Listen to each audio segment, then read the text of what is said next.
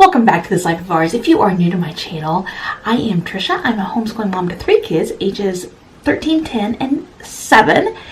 And we are a military family stationed in North Carolina. And homeschooling in North Carolina is exactly what I'm going to talk to you about today, because I am joining with Hannah from Pepper and Pine for a collaboration on homeschooling in different states. If you're in North Carolina and have a favorite homeschool group or tourist place to go, a field trip type of thing, please leave me a comment down below. I'd love to have more information and more resources for both me and for my viewers, so be sure to do that. And be sure to check out the playlist when you are done with this and find other states and hear about how homeschooling is elsewhere. I am, like I said, currently stationed in North Carolina. We have also homeschooled in Georgia, Texas, Hawaii, and Indiana. And Georgia was 2 different places in the state. So I've homeschooled obviously in several places, and North Carolina is probably, it is the most strict state that we have homeschooled in. But by strict, I don't actually mean strict. Once you get registered with the state, that's all the interaction that you have to do. So when you are ready to set up you're ready to start homeschooling, you have to contact the state, and you can do this online, and you have to register it. Now, probably the most difficult part of that for me was deciding on a homeschool name. You have to name your school. Now, why? I don't know. I've always avoided doing it, and I really did not want to do it. So that took me several days and a couple of Facebook posts of people helping me to come up with a name. So you have to submit your proof of a high school diploma or a GED equivalent, and then along with that you submit your online letter of intent. You can also mail it in, but online was just easier. The other weird part of it was that you had to, not weird, it just calls for a chief administrator. Why they don't just say, like, I don't know, like the parent's name, I'm not sure. But I actually was unsure. That was something that I had to go searching to find out, because it's not clear. So they just want your name on there. And then you have to decide if you're going to be a religious school or a non-religious school. Now, best I could tell, there was no real difference other than, like you stated, why you were you homeschooling for religious reasons or for non-religious reasons. I don't think it's any of their business why I'm homeschooling. So I just marked non-religious because it's not their business. Anyway, that's another rant. Now, as far as regulations go, you are supposed to operate on a normal schedule lasting at least, or during at least 9 months. Obviously, that leaves open a lot of interpretation. So, schedule-wise, that's pretty easy. You are supposed to keep immunization records at home. That does not mean that you have to have your children fully vaccinated if that is a concern for you. It just means that at home you have to be able to, you have to have a list somewhere of what vaccinations they have. You also have to keep attendance records at home, but again, that's not something you have to submit. You just have to have at home someplace that you can show this is when we school. The only other requirement is that you provide your children with this, or you test your children yearly with standardized tests. But again, you don't have to submit that to the state. You can just keep those records at home. And for those, can be a test that you administer from your home, or there will be groups who administer, or different people whose business is to administer tests. And so that's all you have to do. You can administer it any time during the school year, and like I said, you don't have to submit them. So, attendance records that you keep at home, immunization records that you keep at home, standardized tests that you keep at home. Otherwise, those are the only actual guidelines.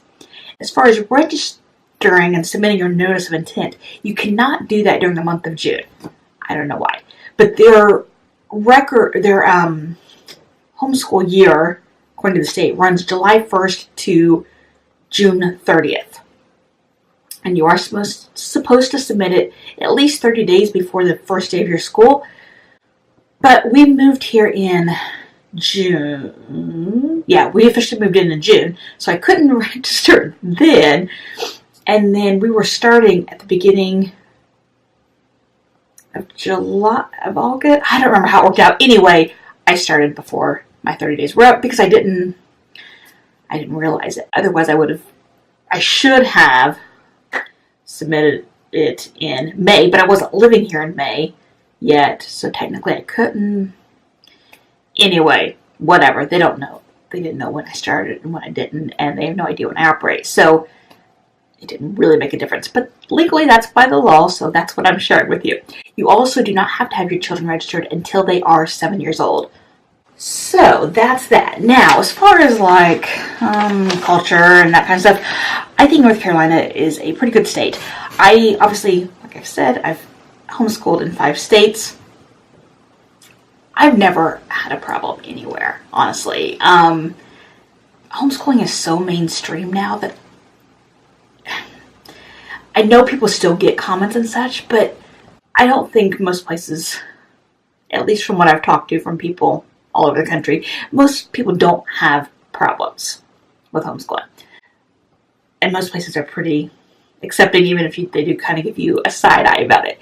Now, I am, like I said, my husband's military. We are stationed at Fort Bragg. So, like a lot of places, it seems like, the activities and opportunities for more formal homeschool group type activities take place where there's a bigger demand, which means the bigger cities. So Raleigh has a lot to offer, and Charlotte has a lot. Asheville seems to have a pretty decent offerings for its size, but we are near Fayetteville, and there's a fair amount there, but mostly for younger kids. And that's been one of my bigger problems, is that for my daughter's 13, and I wish that there was more that I could find for her age. Now, in Fayetteville area, there are different co-ops. We have not been chosen to be involved in any of them yet. We are considering one maybe for next year. To my knowledge, and I've called a few, no school in Fayetteville lets homeschoolers come in to take classes or participate in sports. There is a classical education school over on the west side that does, but that's the only one I found. From what I've been told, public schools in North Carolina will, depending on the state or depending on the school, allow some homeschoolers to come in and participate in sports, but not classes. I don't have personal experience with that, and I don't know anyone personally who's done it. Like, I'm not friends with them. I've heard stories from online groups, that sort of thing. But Raleigh, if I were going to choose where to come and live in North Carolina, Raleigh would probably be where I would choose as far as homeschooling goes, because it's the Research Triangle, a lot of tech companies there. There is a lot of opportunities for homeschoolers, obviously, because it's also so tech oriented. There's a lot of more tech experience opportunities for homeschoolers up there, and more science classes, that sort of thing.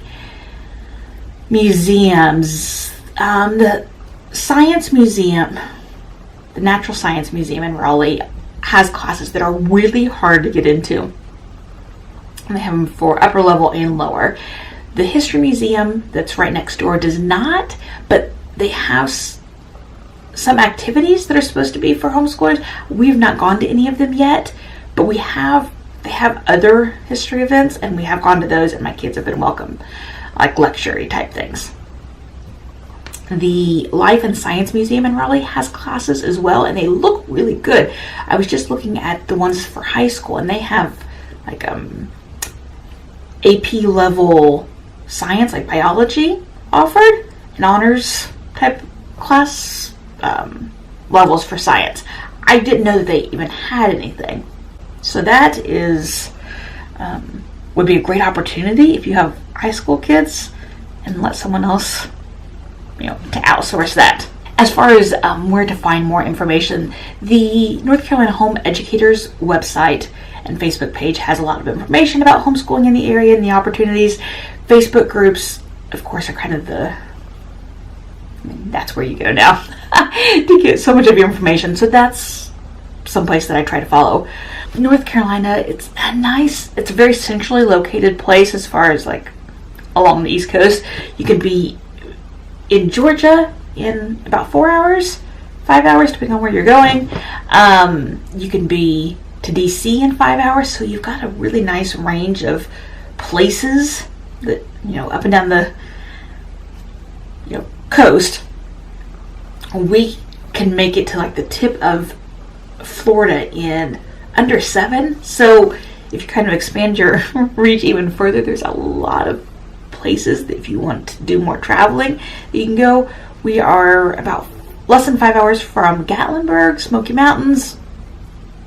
So it's a really good location as far as exploring goes. There's a lot to see in North Carolina.